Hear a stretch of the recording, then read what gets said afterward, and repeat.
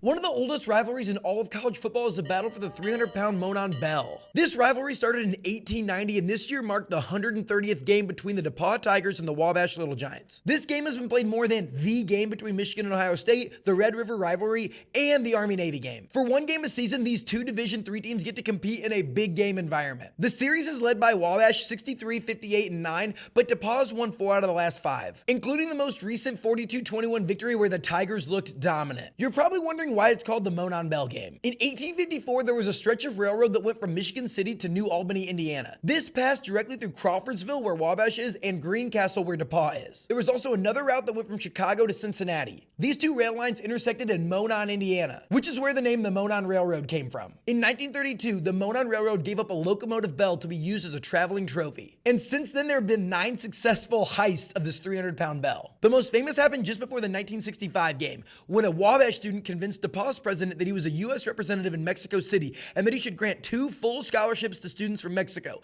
He also convinced the president to show him the Monon Bell, which had been hidden to avoid theft. Needless to say, the Wabash guy documented the bell's location and then went back later and stole it. There was also a year when DePaul stole the bell for themselves to avoid it getting stolen by Wabash. They buried it in the north end zone of the field. The only problem was the ground froze and they were worried it was going to be buried for the game. Luckily, it thawed out and they were able to dig it up on game day. If you're a sports fan, the Monon Bell game needs to be on your bucket list.